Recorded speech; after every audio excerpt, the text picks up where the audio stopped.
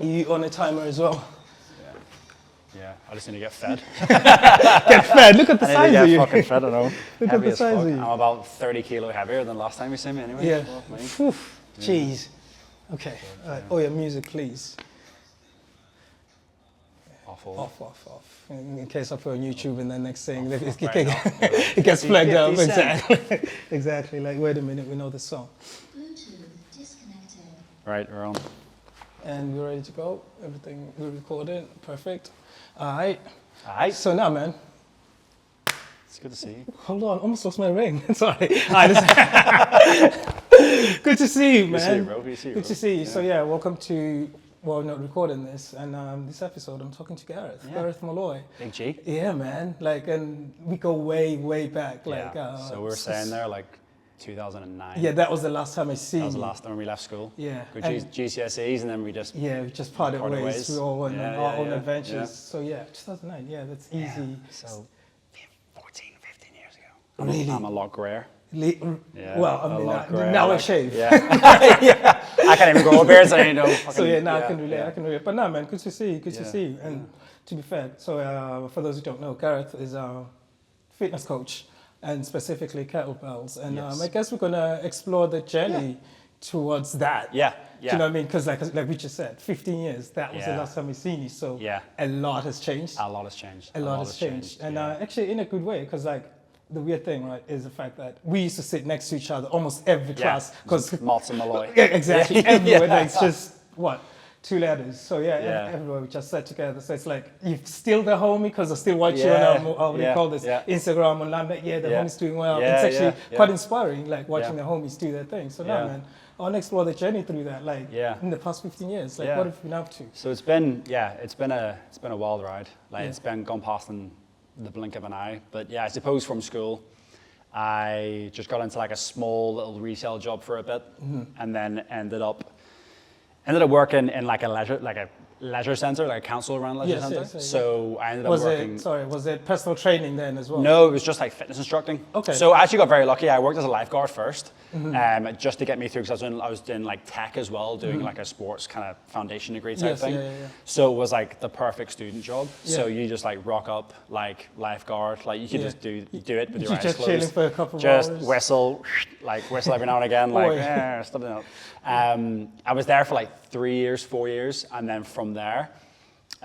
In the complex where the pool was, there was a big, like, pretty nice gym that got a Yeah. really good revamp. So I ended up working my way into that gym. Just Okay. fitness instructing. I was Yeah. doing like group classes. I was doing like just inductions. It was nothing to like the extent of what I'm doing now. It was just like you're very like sort of your movement within that, was it intentional? yes. Okay. Yeah, I knew I wanted to get into that fitness space because I knew the gym was very good. And I knew Yeah. I wanted to eventually end up there. At this point, like doing my foundation degree in sports and doing working so as a you're lifeguard, I qualified still as well. didn't really know what I was going to end up doing. I had no idea, and it just ended up in the gym, in the council-run facility, Yeah.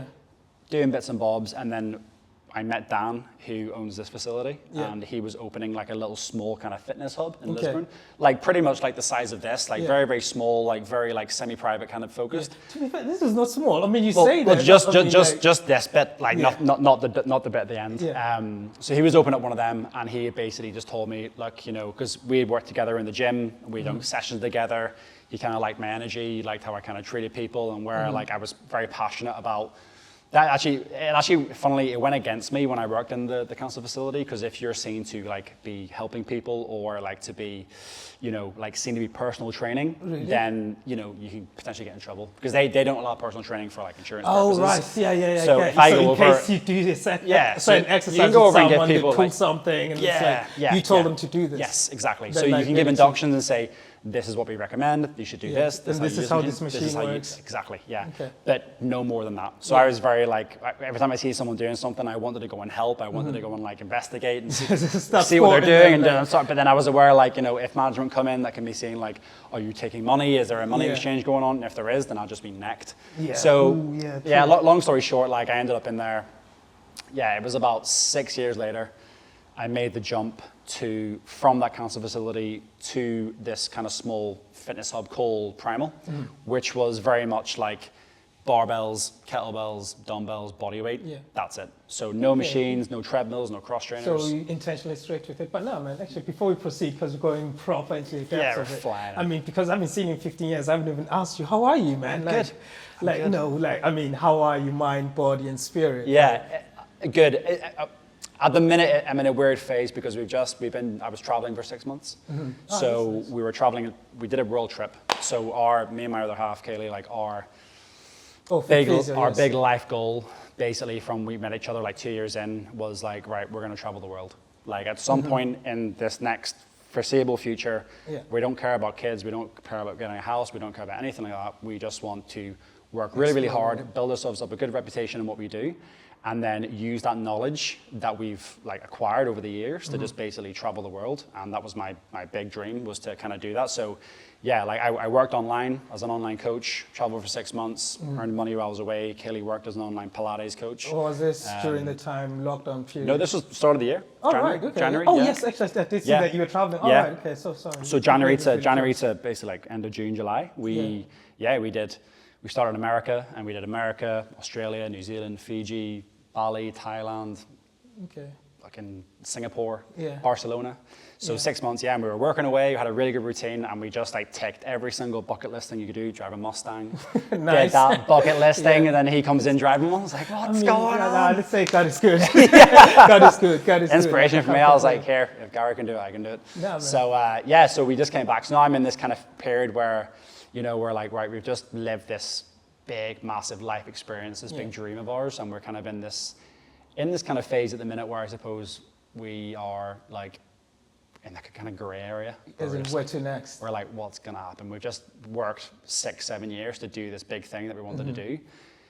Don't get me wrong, like we're not like, oh my God, I'm so unhappy, like holiday blues. Oh yeah, I guess now we talk about the spirit. Yeah, but now we're just like, we're just planning again. Okay. We're in the kind of planning mode, I suppose. Is it kind of so what's next? Is it Exactly. more so itching from it, or holiday blues type of thing? It's a bit of Traveling both. blues. So we're itching. We're hoping to go out again in April next year. Okay. And go to Australia. Yeah.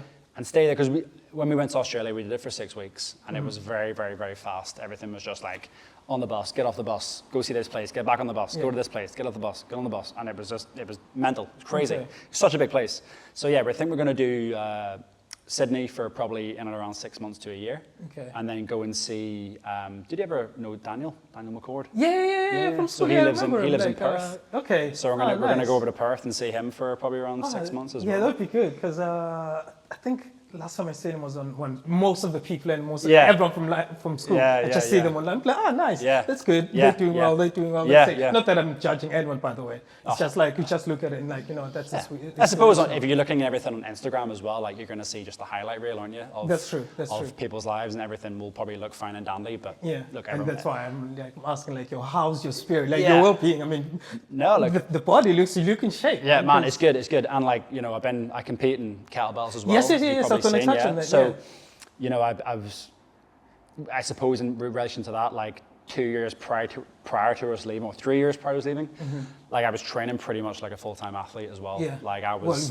Technically you are. Yeah, technically I was. Yeah. Not even technically you are, Yeah, because you did compete and let's just say you got gold of some sort. Yeah, so represented Ireland at kettlebell sport, competed in the World Championships in Belgium in 2022, won gold, and then competed the following year in Budapest in 2023 last year.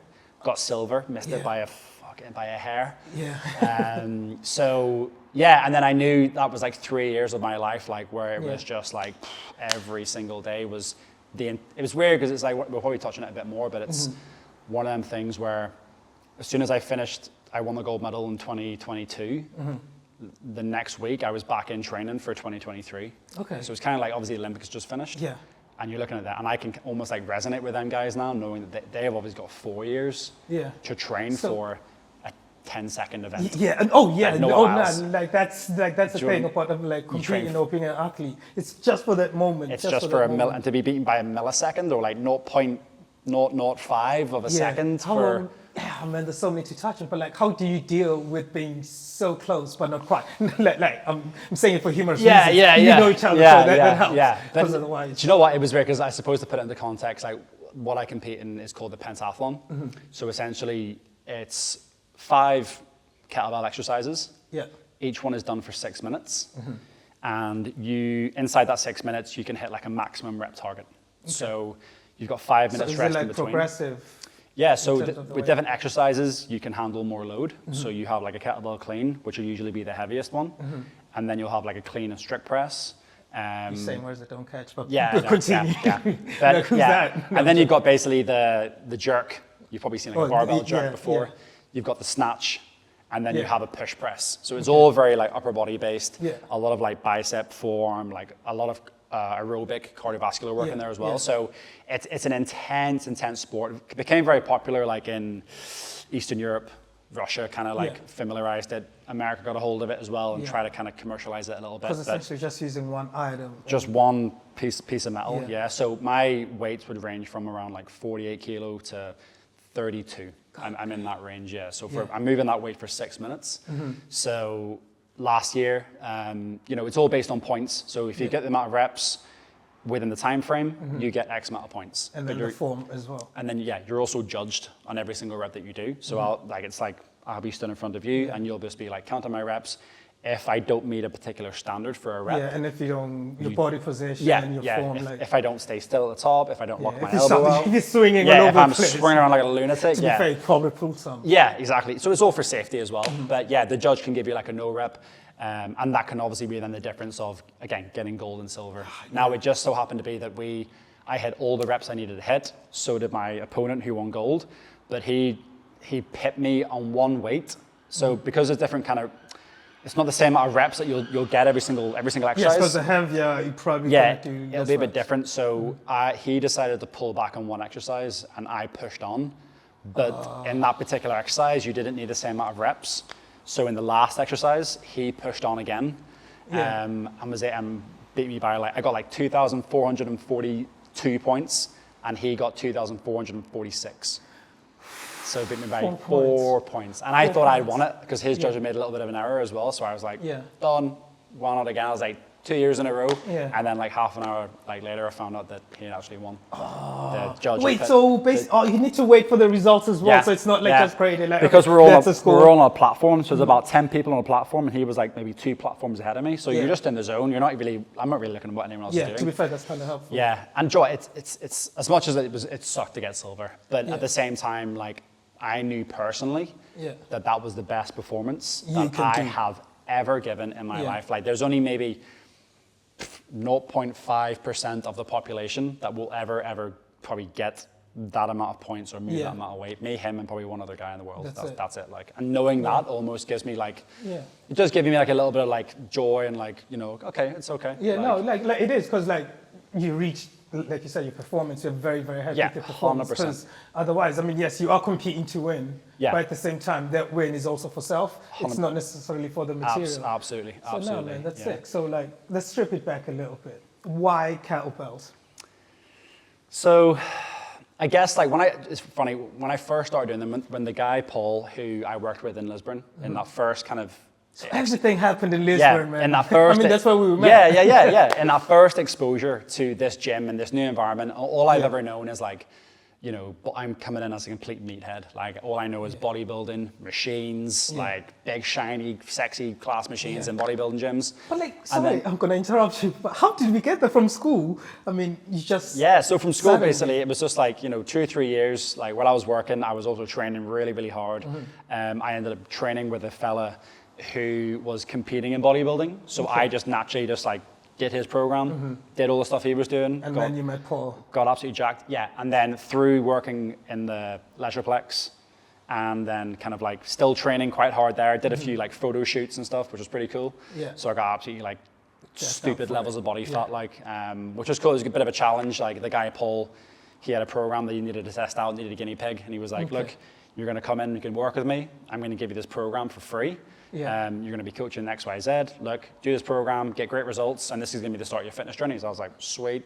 So I suppose like whenever I entered that new realm of training, which was just barbell, body weight, and kettlebell, that's something I'd never ever like experienced before, and it was just, I was like, where's the machines? Where's the mirrors? Where's all the cables and all? And he was just like, nope. He's like, this thing here with the handle on top, that's all you're ever going to need. So he kind of taught me how to use kettlebells, how to, like just how to move them safely and effectively, and then obviously then how to coach them. So the more I could see like myself using them and getting better, and then because I had to coach them as well. You even get better through that coaching Exactly, as well. yeah. And I was able to see like the difference that this little lump of metal with a handle was making to people's lives. Yeah. And I was like, this is such a small, like little piece of equipment. Because you can take it anywhere. It's not. I was like, it's so practical. It is heavy, but like. Yeah, I was like, there's so many exercises you can do. You can work your entire body. You can do like squats, presses, rows, like hinges, everything, core. Like there's so many things you can do with this one object.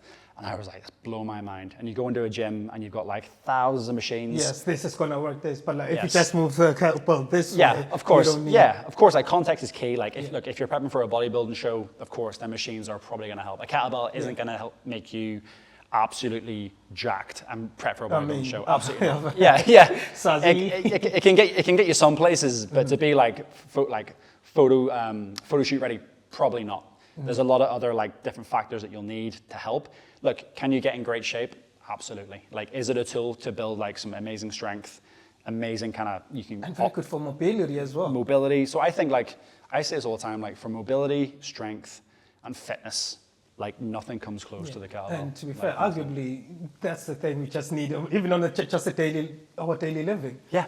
Because next thing you go, pick up the shopping bag, doing this, like, this bag is heavy, I'm going to sling it over my shoulder. 100%. So from like a functional standpoint as well, for like daily life, like you're always going to be in awkward positions. Do you know what I mean? Like lifting the benches over here, like it's an awkward position to be in. Like, yes, you're going to struggle to kind of recreate that, I suppose, in gym environments sometimes, but I think the kettlebell like ticks a lot of boxes. Yeah. As you say, like from a mobility standpoint, from a strength standpoint, and from a fitness standpoint, you can do lots of fitness tests. Yeah. You can do lots of like one arm strength tests with like pressing and squats.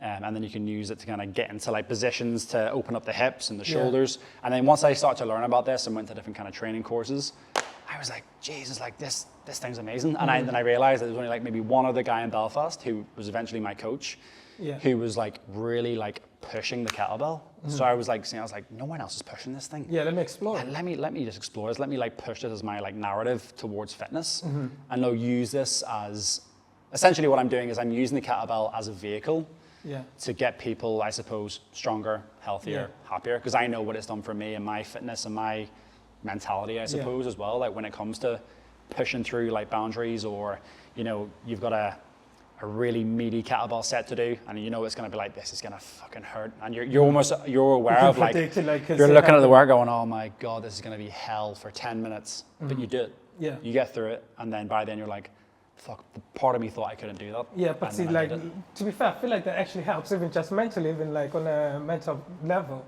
like achieving something, which going back to the competing, which is where now I'm like, how do you juggle all these things? Because you do the coaching, the competing, and then obviously you just got back from traveling, and you do online coaching, which you're going to go into depth. Like, I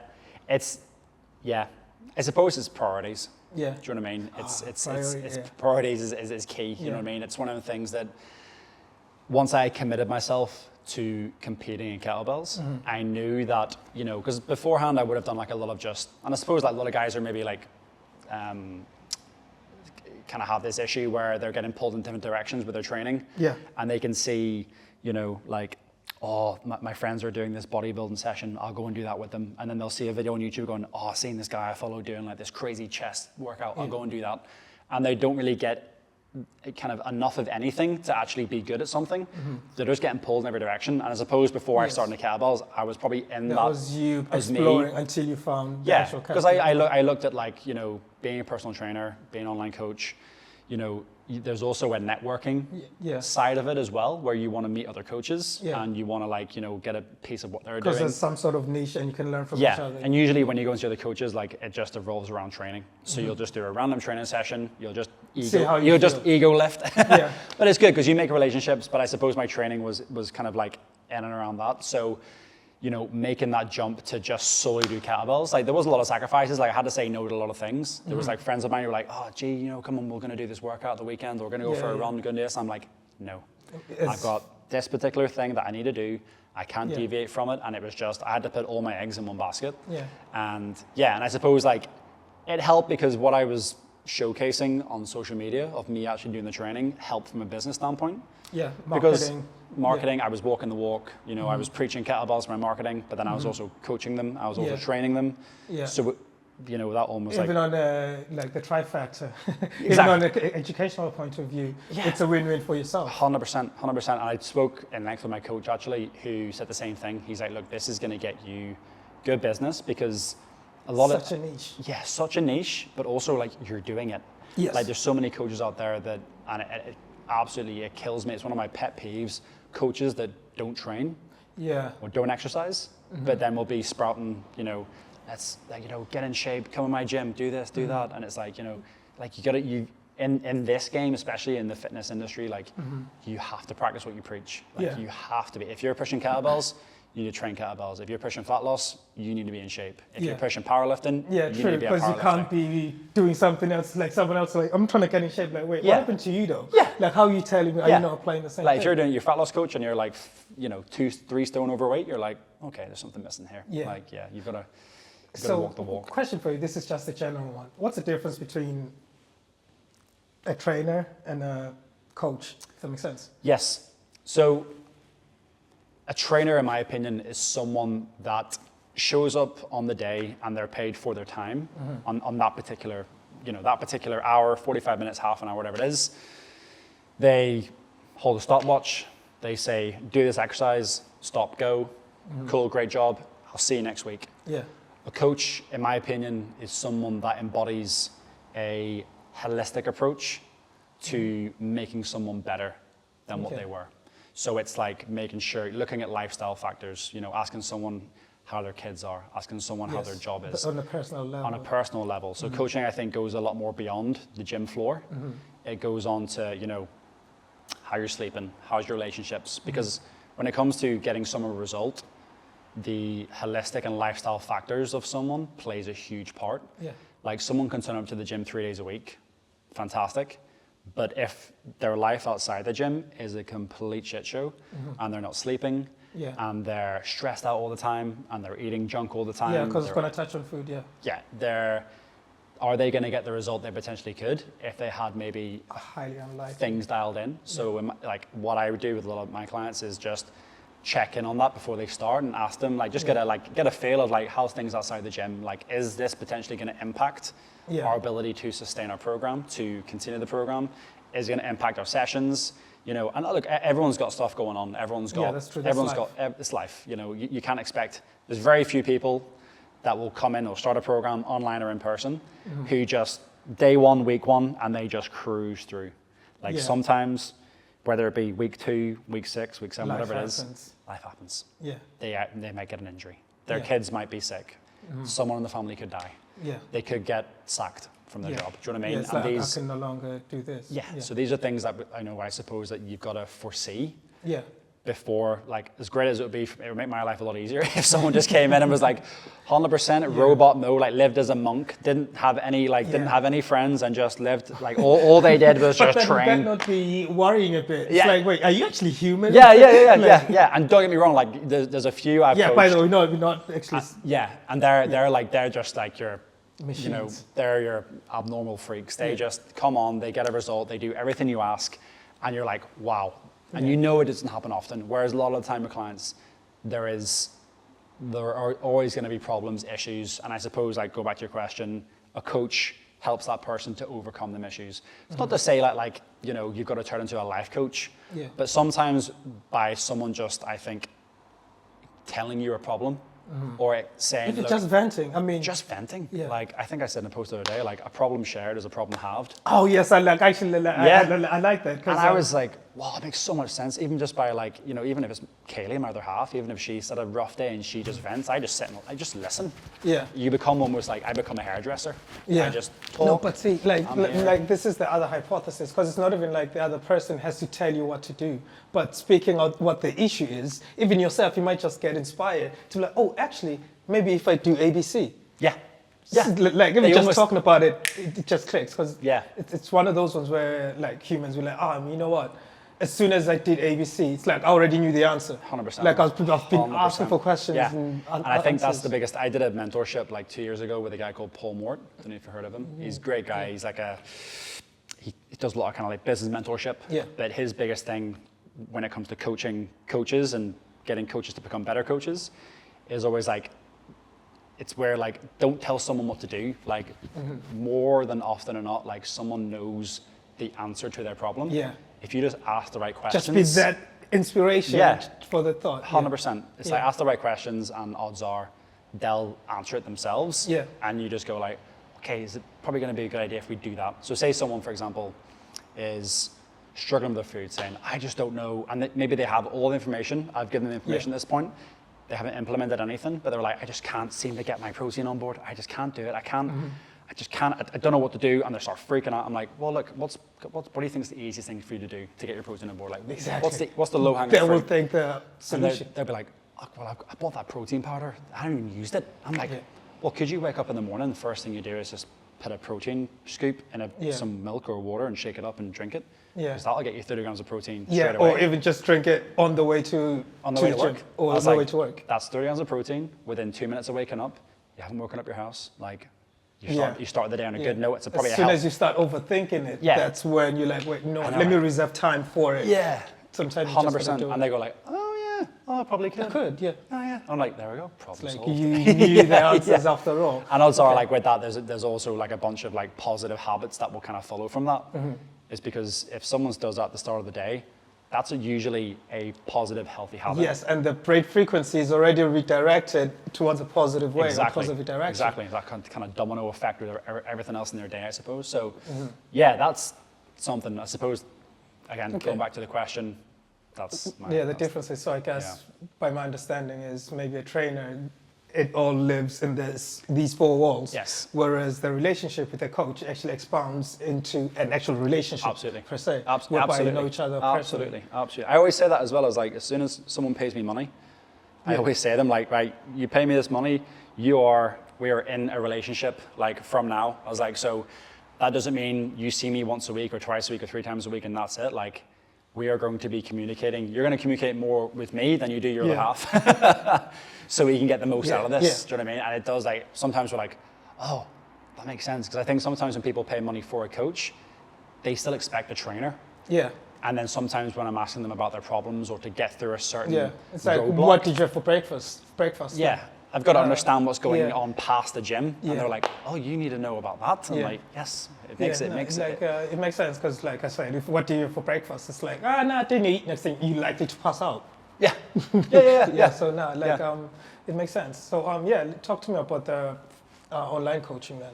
Yeah, so online something I kind of, obviously through COVID, 2020, I was doing it a little tiny bit. I had a few clients, and then through COVID, is it still kettlebells? Yeah, still kettlebells. I suppose, like, again, it all happened really nicely, I suppose. I think I've been, like, really gifted from the gods. The gods, the kettlebell gods have been nice to me because I was already kind of pushing kettlebells. Yeah. And then once COVID hit, it allowed you to hone in. Everyone's doing kettlebells.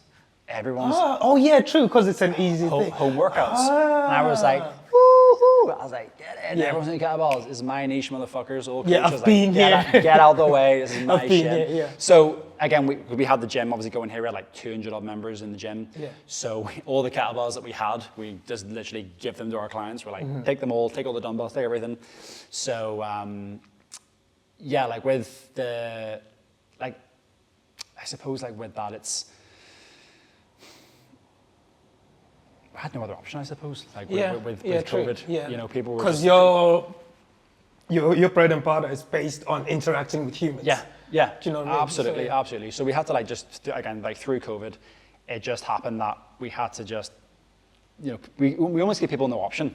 Yeah. And then it helped me to push my online kind of like agenda with kettlebells, and then because again the market went mad for kettlebells, like you couldn't get a kettlebell. There was like gold to buy kettlebells. So once kind of COVID hit, we kind of like pivoted from the gym to online, just we were forced to, then it made me kind of like, okay, right, I need to get systems, I need to get like processes, I need to kind of get this thing, because if I'm going to scale this, if I'm going to get the business that I want, I need to scale this thing. So it's good, like, we didn't have obviously any in-person coaching, so all the time I had free, I suppose, was just spent trying to build an online business, build, like, as I say, like systems, processes, like marketing approaches, just learn as well. Like we had so much free time to learn and try different things. So, from there, it just kind of grew, I suppose. So the gym and myself and a lot of other coaches that were here, we came out of COVID. Like we were probably one of the only gyms probably in the UK to come out of COVID better than when we went in. We had like more members, we were making more revenue, and we were like, holy shit, like just from making this turn and using this one tool and going all in on that one tool. It really helped. And I ran a couple of programs. And again, it's all like every time you do something on online training, I suppose, as a coach, you always learn about how you can make it a bit more efficient, how you can... Yes, because how you need to keep the sort of clients engaged. Yeah, it's communication, delivery is key, do you know what I mean? And you have a lot of people at the minute who are very good at the business side of things and will push some amazing marketing, but then behind the scenes on the delivery side, sometimes it's like, it's that term like all fart, no poo, do you know what I mean? It all sounds... all looks great, and then you get there, you're like, oh, what's going on? Roses really smell like poo. So it's like it's one of them things. Like it's always something that you're going to refine and make better, and want to just give more. So that's something I'm still working on. Like it's still an ongoing process. It's never online coaching is never something that's just going to be fine and dandy and finished. It's something that has to be like continually refined and tweaked, and I'll always ask for feedback from my clients as well. I've got around like 30 at the minute, and I would always ask them like every couple of months, like, what's missing? Like, how much of that feedback do you take on board? Loads. Okay, because I feel like is there an element whereby you don't want to lose a sense of self? Just trying to appease. I'm not saying they're not right, but at the same time, it's also about you. It's about your story. 100%. And I suppose what you're saying there is, do I just take all feedback on and just snow myself under, trying to do everything? And I suppose like with the model that I have, if I was to add 20 clients tomorrow, I would probably shit my pants. Because everything is so, very individualized. So it's quite manual. Like everyone kind of has their own like program, whereas a lot of coaches that would do things on a larger scale. It would be quite overwhelming as well. If you've got, I know coaches that have like 250 clients. But they're not getting an individual service. They're getting like a blanket program. And as soon as they sign up to this 12-week Man Boo Buster program, they're getting a program. And then after that time terminates, thank you. Gone. Unless you come back. And everything will be done on scale. So like if they have any coaching calls, it'll just be like instead of 1-to-1, it'll be 1 to 200. On a Zoom call. So it's almost like borderline an element of it. It's one size fits all. Exactly. To an extent, which is hard, like, as well. You need to really be so you need to on fully your game. Understand. That's what I mean. You need to fair play to those who do that. Actually. And again, and it's good because them guys are probably started where I am, and they've had to kind of like build and scale. And anyone that they get on board paying them money is someone that they want. Is probably their niche market. Exactly. Someone that, if it's me, it's like someone that wants to do kettlebells at home. Someone that has a few kettlebells, goes to a gym that's always busy. The kettlebell section's just lying in dust. And they're like, that's never getting used. Like, if I had a program to follow, I could just do my stuff there instead of trying to queue for machines and go on treadmills and just walk around clueless like I'm having a bowl. Because I was going to ask you, so how do you, because you mentioned cardio earlier, like, so how do you fit that in? Like, I suppose a big element of the training that I do, the kettlebell training, is it will train my cardiovascular system. So because I'm under load, I suppose, for like, I'll be doing sets for 2, 3, 4 minutes. So there's an element of my aerobic system that will get work. So I guess the duration of the exercise itself. I'll hit a lot of cardio there, but then I suppose when it comes to like supplementary kind of cardio, so a little bit extra to support my, my base aerobic system. Like usually what I'll do is like, and again, it's funny, like one thing I'm really bad at is running. I hate it with a passion. Like, I wouldn't have thought that because I remember you used to run in school, play football, all sorts. Then I put on 30 kilo. Well, like I wasn't going to touch on the subject, but I didn't know if it's a touch and go. And one thing I found is like whenever you're heavier, running becomes a lot harder. Like Really? a lot harder. That's why marathon runners and everything else, they're tiny. Have you seen the size of me? They're built like that tripod. Do you know what I mean? Yeah. So like one thing I'm trying to do since we were away traveling, you know, when we were kind of like in New Zealand where you're limited with gyms and space and stuff and all you have is your body weight, I was going like, you know what, like I'm just going to go out, I'm going to hit a few 3, 4, 5K runs. Nothing mad, like totally doable. Yeah. And then it was funny when we were coming home, I think we were in Singapore and I seen like an ad come up for like a 10K race in Silent Valley, you know, down in Newcastle. All right, yeah. And I was like, well, I just fucking signed up for that. It was like 2 months after we got home and I was like, fuck it, I'm just going to sign up for it. I'm going to sign up, see what doing certain things, explore it. Yeah. Because you probably would have not considered it No if way. you didn't run or if you didn't do anything. Exactly. But now it's like, oh, actually, I'll give that a go. And I think that's a big thing as well. And I suppose like for me, I'm always telling people like if someone isn't in the mood to go to the gym, or maybe they're like, they don't like the gym, or maybe they just, you know, are doing something that they're kind of fearful of, or... Yeah, I mean, people have insecurities. 100%, big time. And it's funny when you see people come to the gym as well that, again, we'll take kettlebells for example, and I'm teaching them, like say, right, eventually we're going to do this movement, and it's a kettlebell swing. Yeah. And I show them it, and they're like, I'll never be able to do that. Yeah. No way. That's the mentality I had with running. I'd be like, I'll never be able to do a 10K. Yeah. No fucking way. Not happening. I'll die. My calves will cramp up. My hamstrings will fall off. Not happening. Full of hammer You know, to the side. and then I suppose like it's very interesting, like through a particular process. Yeah. Whenever you trust a process and you follow it and you're being guided along the way. Sometimes you like even just your own intuition. Yeah. Again, you'll come out the other side and be like, fuck, what was I afraid of? Like, what was I, you know? And I suppose when you come out the other end, you actually enjoy that process. So when I'm coaching someone here through a kettlebell swing and I show them what it's going to look like and I have a 24 or 30 kilo and I'm doing it, they're just like, what the fuck? Like, no chance am I doing that. But once you break down the steps, give yourself time. You give yourself 4, 5, 6 weeks of training the pattern, like doing all the steps Next required. thing, the movement is right. Now, for some reason, it seems easier. It's like, wait, it wasn't this easy. And then once they nail their first like set of 10 with a heavy weight, I'm like, remember you said like 4 or 5 weeks ago that you couldn't do that, and now you're doing it? They're like, oh, but that's the same with me with running and cardiovascular work is like, you know, when I had that first 10K, and that's the first 10K I've done in easily 10 years, like, and I completed it, didn't stop, and I was like, whoa. But in my head, I was like, I felt like the beginner. Yeah, that was the element of getting over it. Yeah, because it's that beginner mindset, I think, which is really important. I think as a fitness professional, everyone has to experience like being shit, because so many times in the fitness industry, I think a lot of people kind of like a lot of coaches especially will just always, it's very ego filled, this industry, and they'll never put themselves in a position to look shit. Yeah. And I think that's really important. And it's almost like you would call it like that white belt mentality of like, you know, going in somewhere and just being like, right, I'm laid bare here. Do you know what I mean? Like, I'm going into these, like the first that 10K I did a few weeks ago, the first one, I rocked up and I was looking at everyone like, you know, all shapes and sizes, and knowing I'm like, I ain't breaking any records here. I'm just here to get through it.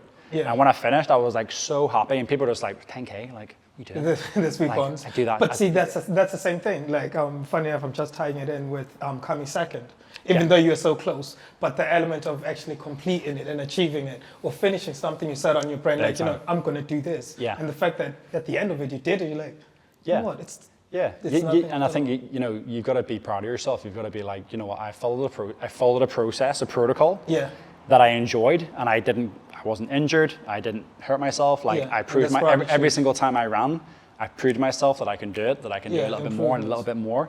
So I can finish that 10K and look back being like, fuck me, that process worked, and I enjoyed that process, and I was able to run with like my friends, like there's a group of us that go running on a Thursday, and I was able, like, I used that training to meet up with friends, to chat to people. Yes. Like to just form relationships and learn other things. Have some guy time, do you know what I mean? And then once again, a problem shared 100%. And that's what we did. Like we called it Cardio Cock Club. Yeah. So it's like all our, it's like 5 of us, and we would just meet up. You know Nathan Snodden? Yeah. So he would come with it as well. Oh, right. Yeah, so he's fair. He's actually a really good person to link up with. No, you're going to think I'm lying. I've been talking to him. We meant to link up because mate. I was either going to see him in England or over here. Yeah. But we're going to work I think he's in out London at the minute. Yeah, exactly. Because we keep missing each other. Yeah. I was in London 2 weeks ago. Okay. And he wasn't. So, yeah, he's basically. back over. But You'll catch him at some point. Yeah, but he is killing it. Such a great guy. But he's one of the ones that we would go when he was very much in a position where, I think he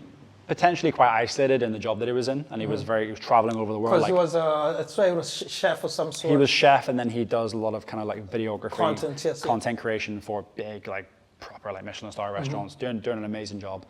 But I suppose the position that he was in meant that he was traveling a lot, like potentially isolated. So just having this 45 minutes to an hour. Like, just put your head down of some sort. And just for us to get together and just talk and just be guys, like it's so nice. So I suppose because I was able to mix that into a plan of progression to hit me to a 10K, I was like, that was epic. But see, that's the thing though. It's already intertwined with how you're living anyway. With the kettlebells, you already know the journey. So you know to respect the game. Absolutely. To just an extent. Absolutely. And to reach somewhere, you got to just give it time. Yeah. However, make it your priority. 100%. Yeah.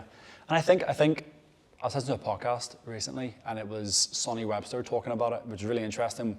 Just coming off the back of the Olympics, and all these kind of Olympic athletes will be hell bent on just one event, like that final event, gold medal. They've got nothing else in their mind. Yeah.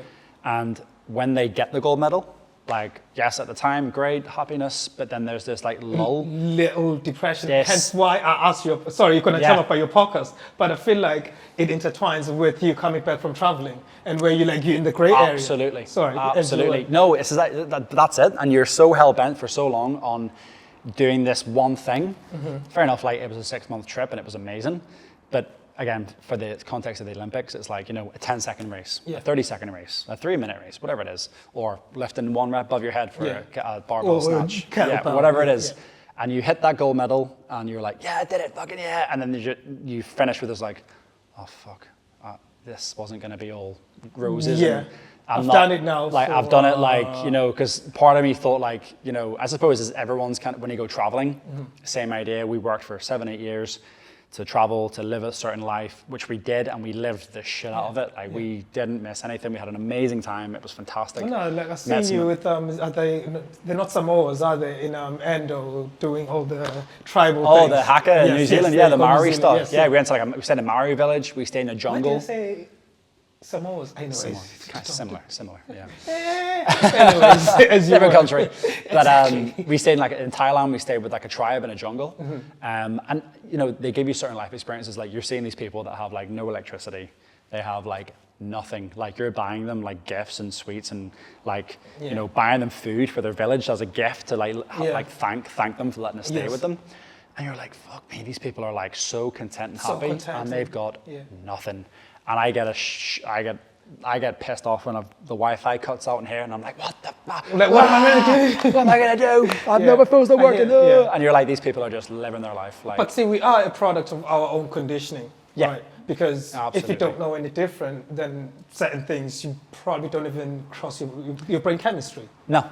100%, and I suppose going there, it's an exposure thing. It's good for you guys to even appreciate the little things. 100%. For them, it makes no difference. Yeah. Do you know what I mean? They're just living their lives, and they're like, oh, you brought us some food and some toys. Thank you very much. Great. Yeah, because I bet you for them, if now they went to somewhere, let me say in the desert, they'd be like, what? We are so appreciative of the water, the trees, and this and that. Yeah. So it's all. And even, it's mad as well. Even there was a Dutch girl that was with us, and she was really badly sunburnt. Yeah. And even them looking at her sunburn and going what? You tanned really well, to be fair. I did. I went nice colour, but this girl was pink, and they were the little kids running over going, whoa. Yeah. And touching and then watching the white develop. Yeah. They couldn't understand it. It was insane. Sizzling. Yeah. She was like, stop touching me, Jesus. But I suppose just seeing that, and then coming home from traveling. And yes, you've got all these new friends, and you've got these new experiences that you've done, and things like that put into context that the problems that you have aren't really that are they really problems? There's bigger issues. Like, you know, we're actually doing really well. And I think I have to remind myself of that all the time, because I suppose in the industry, and I suppose in any industry, you know, you can go into like comparison mode. You can look at what other coaches are doing. That's a thing for joy, comparison. Yeah, 100%. And I can get stuck in that too. And again, social media, it's the devil as well. Yeah. You can look at it and just be like, oh, that guy's driving such a nice Mustang. Must have been so well. But I'm like, what am I doing in my life? No. It's all subjective, like you just said. Yeah, absolutely. It is. And I think it's like, you know, you've got to just, you know, I love yours. I spoke about this recently as like, you know, you've got to look back on what you've achieved, and what the reflection, I think, is the biggest driver. Yeah, self-reflection, not reflecting on what someone else is doing. And I think people are so hell-bent on just moving forward. Yeah. And not taking time to stop and be like, fuck, this is what I've done. Look what I've come through, look what I've been through. Yeah. Like, we did a really good exercise in that mentorship that I was on with Paul Mort, where we would meet up once a quarter, usually in the UK and England. And the first thing we would do is like, right, you've got a page, 1 to 50. Yeah. In the last 3 months, I want you to list, he called it magic moments. He's like, I want you to list 50 magic moments. He's like, it could be absolutely anything. It could be seeing your friend lose weight. It could be, you know, you had a great time, and on this one day you went for a date with your other half, and you had an amazing steak, had an amazing meal, whatever it is. And usually magic moments you capture on your phone. Yeah. So, and it was like just feeling the energy shift in the room. Yeah. When everyone was like, oh, I did that. And then you just start giggling to yourself. Yeah, the first 10 you're just like, what the fuck, what happened? And you look at your phone, you're like, what? And then you fire and you just go bum, bum, bum, bum, bum, bum, bum. And what you think has been a bit of a shit quarter and nothing's really happened, you end up going, holy fuck. Like, I've done all of that. It's been really good. And that was every single time. I did it for like 2 years. And every single time I went to one of these events, you were looking back and going like, what you were going and going, fuck, I've done nothing this quarter. Like, this is going to be so, I'm going to get fucking roasted here. And you end up looking back and being like, wow, like that's been, and it's just the small things. And again, like usually he always says like, you'll capture them on your phone. Yeah. It's a magic moment like this. Yeah. Like you'll capture it on your phone and then you'll just be like, and it makes you reflect and remember, because sometimes like you move at such a fast pace that you just forget about these little because life happens and you just get so engrossed by whatever's going on. And I really do think stopping and just reflecting on things that have gone well, or things that you've enjoyed. Give yourself a pat on the shoulder from time to time. 100%. You did that. I people don't do that enough, you know, stop me like, fuck, you know, and that's why I think I took the silver medal in Budapest there, like so well. Yeah. At first I was like, oh, fuck, I would have loved gold. That'd have been amazing. But you know what? Like, I haven't missed a day training. I've ticked every box. My nutrition's been on point. I had the performance of my life. I had a great time. I've seen other team members do really well. I ain't regretting a thing. And I mean, look where you are. You're in Budapest. Who would have thought? Yeah. If someone told you, like back in school, so if I showed up, like, oh, by the way, you're going to be competing in Budapest. Yeah, you're going to be competing for Ireland, the World Championships. I'd be like, what the fuck? I'm not be competing in anything. And then, like, long and behold, you're there doing it. So, it is. I always hone it into my clients because I practice it. Yeah. But sometimes people, like clients, are so hell-bent on the next thing. Yeah. And they're so kind of, if you know, for building confidence, I suppose, as well, it's just like, just stop. Like, let's look at what's gone really well here. What have you achieved the past week? Even if, like, my clients, I send them a form out every Saturday. And I say, like, just give me 3 wins in the week. It can be anything. Yeah. I know, it doesn't have to be all training related. It's the little wins. It can be that you prep 2 meals for the next day. It could be that you put a top on that was a little bit loose and you hadn't worn it in a while and you felt good. Like, that's a fucking huge win. And sometimes people just go like, I had no wins. And I'd be like, yes, you did. I mean, the fact that you woke up this morning, you can be grateful for. Absolutely. Because like you were just saying, even in comparison when you were traveling in New Zealand, you're giving these people food, but they're just grateful for existing. They're just, 100%. They're just there living their life. Like, they've just got their family around them and they're just having a great time. Yeah, and here comes you thinking, so, anyone got the Wi-Fi? There's no signal. Yeah. Whereas they don't know any better, but it's, But I suppose comparison is a thief of joy, big time. Yeah, it is. So what's been the difference then? I mean, you spoke about the growth of doing online coaching, but like what's the differences between the two of doing it in the actual space? How do you find that So part? I suppose it's the timing. The time, I suppose, is the biggest thing that with online coaching, you do get a lot of time back. Yeah. With in-person coaching, like one-to-one coaching and semi-private, you are, I suppose, trading time for money to an extent. Yeah. I suppose an approach that I've kind of done since kind of coming off the back of COVID, I suppose, is like a bit of a hybrid approach, which I try to do with everyone that comes on board now, because it's cost efficient for the client and it's also time efficient for me. And what that means is they're not just all online or all in person. They're like a blend of both. So I'll only see that person like once a week or maybe once every 2 weeks. And then the other classes online. Yeah, and then everything else online. So they'll go to like a pure gym or commercial gym, and they'll do like I'll have their program all set, and they'll do their program in a commercial gym, let's say, and then I'll see them like, again, depending on the person, the price point, once a month, once a week, once every 2 weeks. And that's where we'll shoot the shit on how they've been like progressing.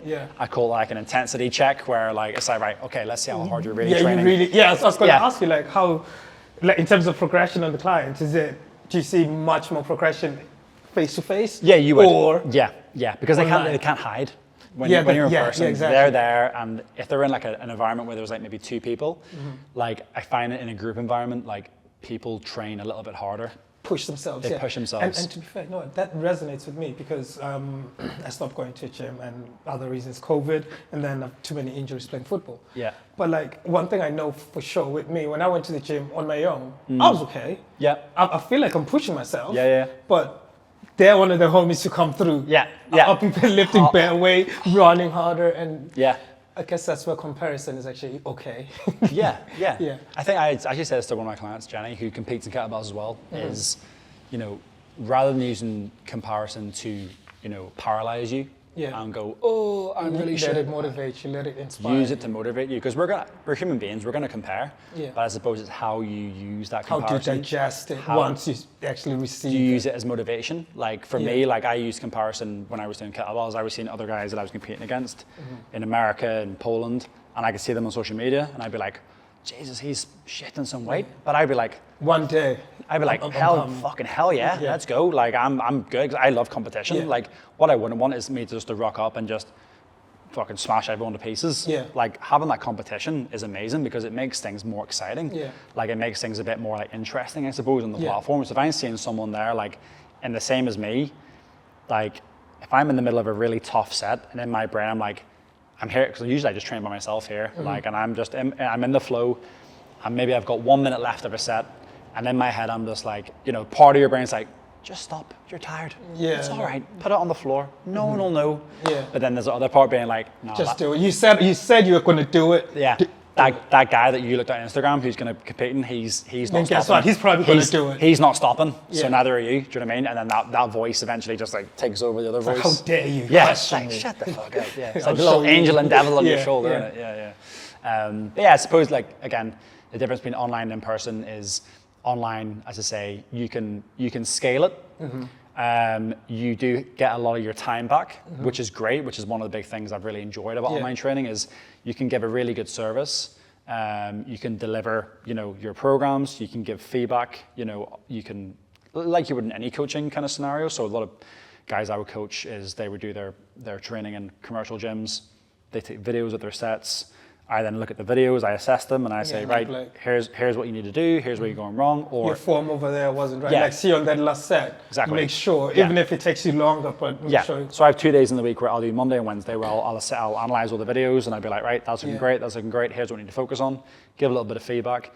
But I can do that in the space of maybe 1 hour, 2 hours, whereas if I have 9 to 10 clients in, that's 9 hours of my time, whereas if they're online, that's condensed into like 1 to 2 hours of me going like, yep, great tip, yep, keep that going, change your angle this time, or keep the bar close to you the next time, whatever it is. So, but then again, on the flip side, I love in-person coaching, because you get the interpersonal. You get the personal relationship with someone, you get to know them a bit more, you get to feed off them, you get to kind of like know what makes them tick. And you get to see the progression in real life, in real form. In real time, And I suppose, as you say, like from a result standpoint, usually when people pay for 2-3 sessions per week in person, that person will potentially get a result a lot quicker, because I say they've nowhere to hide. I'm gonna ask them all the questions that potentially like they're not going to be getting asked online. I'm going to get maybe a bit more intel on what they're doing at home with their food. And I suppose like if they have been pissing around at home, or not consuming their calories, or drinking too much or having too much pizza and they're a fat loss client, I'm like, right, this isn't right. This is contradicting. What's punishment. going on here? Give me 20 now. Yeah, 20 reps. Yeah, so look, both have their pros and cons, and I suppose I like having a blend. Your preference is. I don't think I could ever just go fully online. Yeah. I don't think I could go fully in person as well, because it would just take up too much time. I kind of did that last year where it was kind of like 70% in person and 30% online.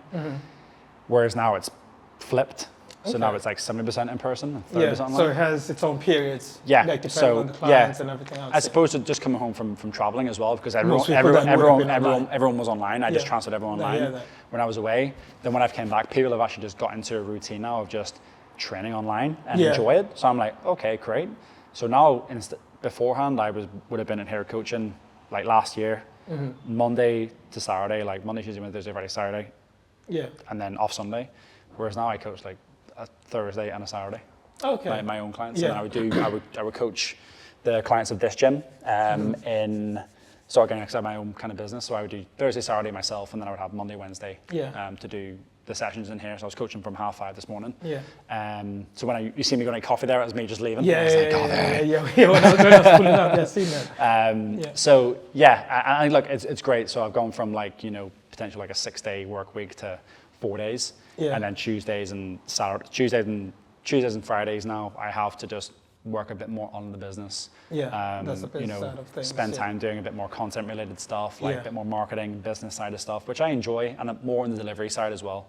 So for the guys that train with me online, I want to make sure that they're given a great service. And given they look like, or they feel like they are a priority as well. They're not just an entity 100%. that just adds to the business element. And sometimes if you're in here all the time, like coaching in person, like you're in the trenches, because it's such a it's a very energy giving process. Like you're trying to get someone to do something. You're trying to you spend the whole time just persuading someone to do an exercise. Yes, you can. Dude, this is going to hurt. Just do it. Do you know what I mean? So sometimes when you finish a long, like maybe 7-8 hours coaching, you get home and you're just like, whoa, your social battery's just done. You're like, don't talk to me. Like, I'm gonna sit here and watch TV and just decompress. And then sometimes you haven't got the energy to maybe like do the stuff on your business. Yes, that's so that was a big thing for me. Like when I was away, I had to like really like look at my week and be like, right, what does my perfect week look like? Yeah. And I think that's something this guy called Craig Ballantyne, who's got the perfect day formula. Okay. And he, great guy, and he, gets you to do an exercise. So there's a lot of mentorship around what you're doing and learning from everyone else. Tons. You have to be constantly learning, and networking is a huge thing, because, in this game, if you do play the lone wolf and don't network, don't think outside your box, or don't go to events. Well, it's going to hinder your learning process. Absolutely, man. So I'm so big on like mentorships and learning from people that are doing way better than me, earning 6, 7, 8 figures, and going like, what are you doing? Just give me one little piece of your puzzle. Yeah. Let me take it. Let me apply it, and then it's worked really well for the most part. Yeah. So like, give me your typical. Outside of today, let's say it's a Thursday, what does your typical day look like? So today, including protein intake. So today, what I would do, I coach from 5:30 up to 11. So wait, what time do you go to bed then? I go to bed about 9:30. 9:30. Yeah. Okay, so you're quite disciplined. Yeah, I'll be sleeping for 9:30. So I'll be in bed for like 4:15 probably by the time I'm not off. So you clock your 8 hours. Give or take. Yeah. Well, 7 to 8. Yeah. So up at 4:30. In here for 5:30, or in here for 5, set everything up for the guys, get everything kind of on the TVs, get everything kind of prepped, coach to 10:45, and then basically from there, I'll either do some content work, so for social media, or I'll do some content stuff for the gym. We have like a Facebook page, so I'll do some kind of content there, just some kind of information. Then what I'll usually do is I'll go home, I'll get food, I'll get grub, I'll have my first big meal of the day, and that'll probably be in the form of last night's dinner, which was chili con carne, so I'll have that. Is it calorie measured? Yeah, it's all measured, yeah. So I use an app called NutriCheck, and just make sure my first meal probably wants to be around 700 to 800 calories. And then maybe an hour or two later, I'll have maybe like a small snack, and then I'll come back and train. So I'll do my training session about 3:30. So I want to give myself a good maybe 3 hours like prior to training. I want to get that big meal digested, get out the way, and that means then it's going to be like in my system, I'm ready to go. Because if I just go home, have a coffee, have a protein bar, come back in and train at the intensity that I'm going to be training. No, you haven't digested. Oh, mate. Yeah, I remember I went to football, man. I hadn't eaten all day, and then I ate on the way. Oh, mate, I threw up. Yeah. I threw up. It was I've crazy. made that mistake many a time going, I'll be fine, I'll be digested, I'm fine. I'm not jumping around, I'll be grand. And next thing, like 2 minutes in, you're like, I'm going to throw up here, and just sits there. So yeah, suppose like type of meal, like it would be, you could say chicken carne, like white rice, something that's going to like digest relatively quick. I'll keep the veg on the low side. I'll save the veg until the evening time. And then what I'll do is I say I'll have a main meal, I'll have a few snacks, like a protein yogurt or a protein shake or something, or maybe some fruit. I'll do my session, and then I'll usually have like a chocolate milk or like Squares bars. I'll usually have like a big thing of chocolate milk and a Squares bar for my post-workout recovery. So I can't have a meal because I'm going to be coaching. So I'll finish. Because like I seen you on one of the videos, you actually work out with the clients as well. So it's not just like walking around, but like. Yeah. So depends on the client. Like I wouldn't do it with everyone. Like if the guys I was training with at the weekend there, like they are two fellas that I've coached for ages, and they are a very decent level now with their kettlebells. And sometimes I just go like, look, I know this is what we're doing. I know you're good. I know I've coached you long enough now that you know the techniques, you know what needs to be done, you know the standard. So we just all train for moral support because we all train by ourselves. Like Lewis will train at home in his garage. Bernard will train at home in his garage. I'll train here by myself. And I'm like, it's a Saturday afternoon. Let's get in together. Let's just push it together. And usually it's one of the best sessions of the week. It's class. So we'll always try and do that like one day a week. So for the most part, that only happens maybe once a month. Maybe I'll train with the clients potentially. And again, I'll have clients. I've got a guy coming in today at who will train with me. He's been a client for 5-6 years. He's a very good friend now actually. So I've kind of got him to a point where he doesn't have to be like touched and coached and tweaked. I've coached him. You know, even when he's on his own, he's actually pushing it. I've trained him up to a point now where he knows the intensity that's needed, he knows the techniques, he knows the cues. He doesn't need to be kind of like handheld through a session anymore.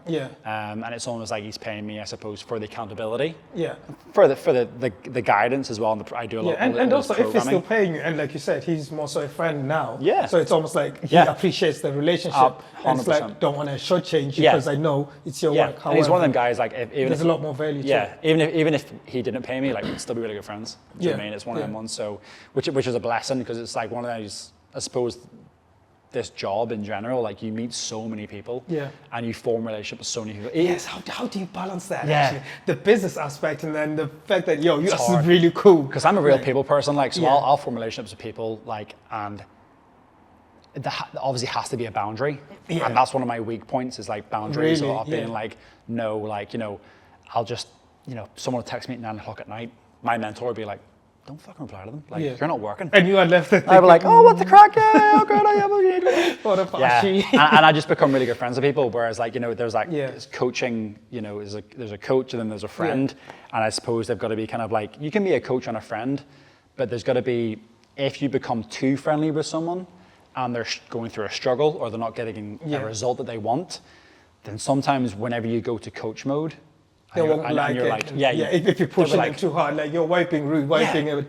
So I thought we were friends. Like, what's someone else? I'm like, no, like, end of the day, you're paying me for a service. So I need to get you better. So this is coach me. Like, we'll have all the fun and games after, but right now, like, you need to do this set. You need to perform like this. You need to raise your standard.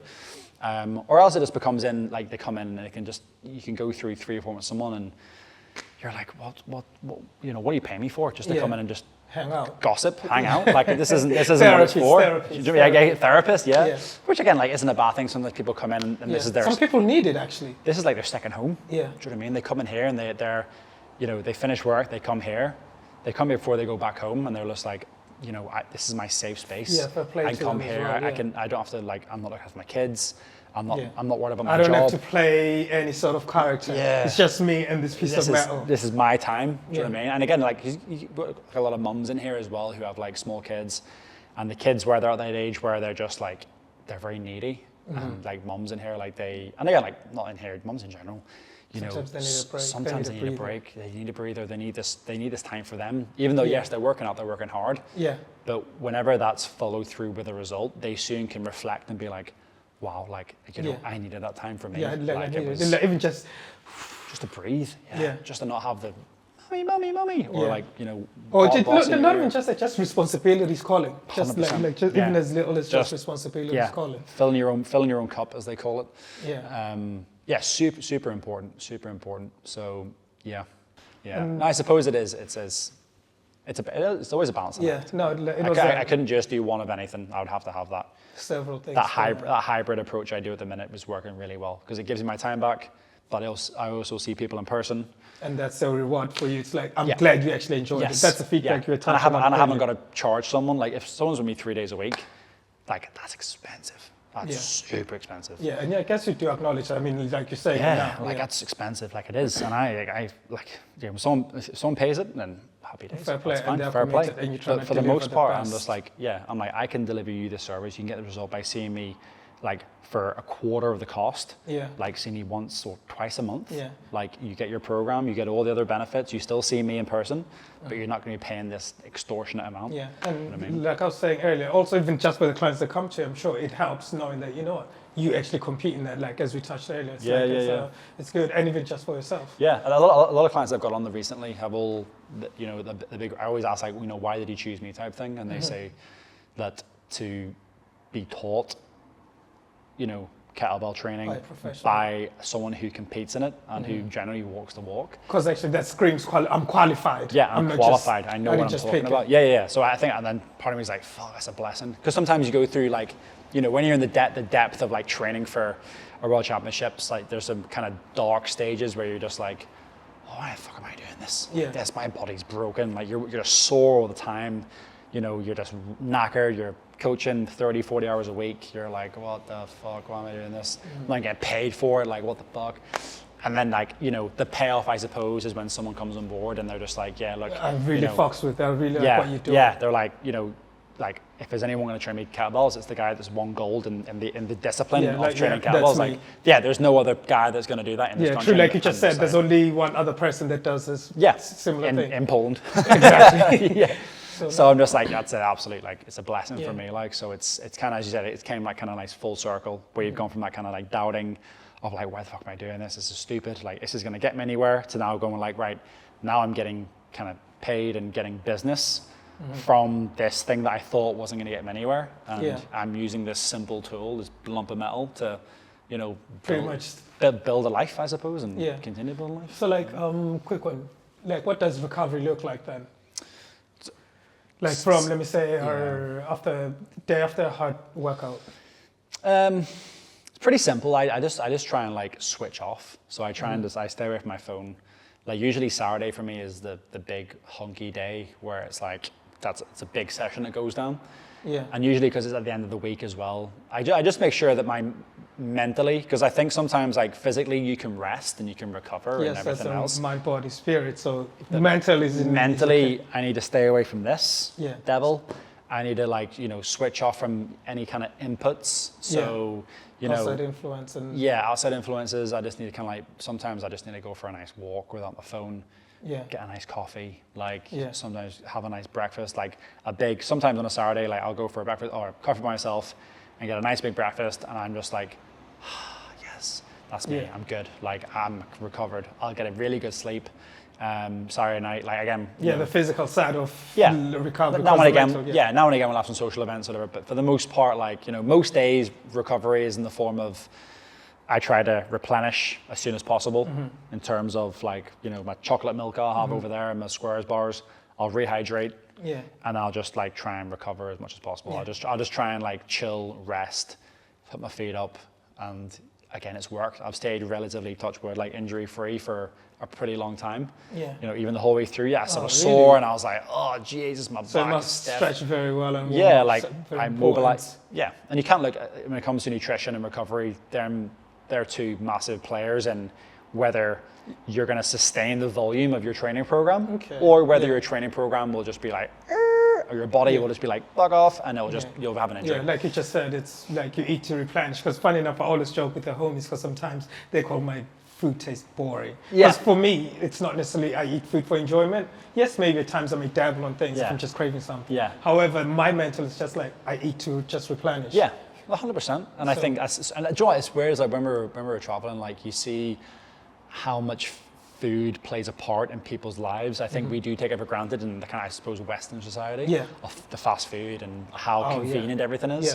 Whereas like what I notice in places like Thailand and even like Bali as well, is like food is, and even in New Zealand, is like food is like it's like a celebration almost. Yeah. Do you know what I mean? It's like they just, you know, it's there, like everyone eats together, like no one kind of like, you know, no one is just going to have a quick meal and fucks off again. You know, everyone's there together and they like really cherish their food. And I think that's, I love food. Like it was so amazing going to like experience like different cultures and cuisines and stuff when we were away. So yeah, I suppose like recovery is just get enough food. Like I'm probably sinking 3,000 calories a day easily.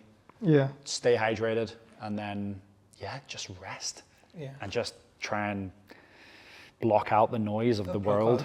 Block out, because I think sometimes you can be physically rested, but mentally you're still melted. Yeah, and your spirit is just not on it. Your spirit says stay in bed. 100%. You're not motivated. And if you don't take that weekend to do that, then come Monday, it's gonna it's gonna catch up with you one or the other. 100%. It catches up. Come Monday, you're like, I don't feel. I've done it. It's happened to me before. I just like, I've been on the go all weekend.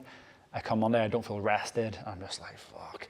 So yeah, the weekends for me are like pretty precious. Like I always like treasure them because I just allocate time for, you know, a block on everything. Just be with me. Like whether again, away from me to decompress. Sometimes it's just by like watching Netflix. Like for me, like some people it is going for a walk or it's you know, doing something like reading a book or whatever it is. But for me, like I get this massive decompression by like watching a good series or watching a good podcast on YouTube. And you know, nothing that's to do with fitness or anything. It could be something to do with like fucking SAS or something. Do you know what I mean? Because like we actually touched on it briefly. Like yesterday, I found myself watching the podcast. It was Jimmy Bullard, you know, Jimmy. Yeah, it was him. I can't remember what it's called. And this dude was, I think he's a psychologist of some sort. He was saying, like he coined a phrase, ANT. So A and T, you know, saying like avoid negative thoughts. Like apparently that's one of the drivers for people pretty much not being happy with themselves. It's that like so just avoid ants, like avoid negative thoughts. But you know what? That's a good one. Because when you're not in a sort of positive mental space, because earlier you were just saying about that dude's like, I don't know where to take my protein, blah blah blah blah blah blah. But like if you just take it in the morning, you're already starting it in a positive way. So absolutely. Because funny you say, because there was again, one of the exercises from Paul was a happy buffet. So he's very big on like, you know, your mental, your kind of mental clarity, and you know, he deals with a lot of guys that maybe have like depressive symptoms and anxiety and things like this. So he's trying to obviously help the mental side of things, your mental fortitude and things like this. So he had this exercise called a happy buffet. He's like, just write down a list of things in your day that when you do it, you're not thinking about the bad shit. So like, you don't think about the outcome or anything. You're in the moment, you're happy, you're not thinking about like all the shit that's going on in the world. And like, I was like, holy fuck. And he's like, you know, when you're feeling a bit shit. It's almost like a no-brainer, but at the same time, we don't necessarily. He's like, if you feel these things like creeping up, these kind of like maybe, you know, anxiety symptoms or something's pissed you off or you feel yourself like going a little bit of a rut. He's like, take one of the things. He's like, it could be walking your dog. It could be listening to one of your favorite albums. It could be putting some stand-up comedy on. It could be cooking. Do you know what I mean? For me, I wrote down like 5 things. It just gives you that little joy. That like, and I was like, fuck me, it's so simple. I swear to God, like I still do it now. Like if I feel myself like going, like getting twitchy or someone's triggered me or I'm just like having maybe like a shit just run a form with whatever it is, like I'll put stand-up comedy on. Like, just laugh and divert your thought process 100%. I'll just put on Netflix, I'll just like, who's up, boom, put it on. And I'll just be like, I'm good now. So I'm good. And I just because I suppose like, you know, like anxiety, I suppose is, yes, it's a real thing, but also it is a mentally created situations that you haven't even lived through. You haven't even seen what the day looks like. And to be fair, it's like, a feeling, isn't it? Yeah, it's a feeling, and sometimes feelings. That's why they dwell, in my brain, they live in the spirit realm, whereby that's where we also get the motivation. Sometimes it will take you elsewhere. And actually, a good example about anxiety, I don't know why now you have anxiety. I had anxiety coming here this morning. Okay. Yeah, like, I did, man, because, like, you know those thoughts, it's just like, because remember yesterday, we were meant to record yesterday. And in my brain, I sometimes read into too much things when they don't align type thing. Like when they don't align, but then once again, yesterday, a lot of things didn't align Yeah. for me, like time-wise and everything else. And then at the end of the day, or even this morning, I thought to myself, because I usually fast on Tuesdays, I just fast and it's just water. And I'll have the first coffee and that's me for the day. And I thought to myself, damn, yesterday I didn't fast. I didn't necessarily go by my normal routine. And now here I am thinking, I haven't seen Gareth in blah, blah, blah. Shit, how's this, how's it gonna go? How are you? Like, are you going to be the same person you were back then, and how is this going to go? And then 100%, man. And again, these are all thoughts that haven't happened. These are all, you're putting like situations into your brain that like don't exist. It doesn't exist, right? And then like all those things added up, and then that's why I mentioned the ants thing. Yeah. I watched it yesterday. It's funny because I thought, oh, ants, that's cool. I didn't think too much of it because I like, once again, certain things we know already. So I was thinking to myself, you know what, avoid negative thoughts. It's always been my thing. However, it came out differently this morning. I was like, snap, like I'm seeing the homie, like how is it going to be? Is it going to have people there? Like I don't know how to articulate myself and blah, blah, blah. And also, you know that I always do these conversations with Katie. Yeah. She's not here. She's not here. She's not here. I'm on my own. It's like unknown territory. Yeah. But at the same time, it's just like, just do it. You wanted to do it, right? Yeah. Godspeed. Things happen for a reason. 100%. And I thought the same, the same kind of thing. I was like, oh, how's it going to go? Same thing like, haven't seen Gary in fucking 15 years. Exactly. What the hell? Like, is he the same person? Is he going to have that? Is he going to have that Belfast twang that he had before I left? Like, is he going to be like full Manchester? I'm like, what the fuck? Yeah. So it is, and again, like I think, as you say, you've got to kind of just ground yourself to be like, it's just a conversation. It's just a conversation. It's a conversation. That's all we're having. Like something that also dragged me out. It was like, I wanted to do this. Yeah. Like 100%. But now, man, it's been real. I'm going to cut it here. Thank you for joining. Thank you, man. Appreciate it. Man, it's been real. And yeah, man, it has. It's crazy to think the last time we saw each other was... I know. Was 2009.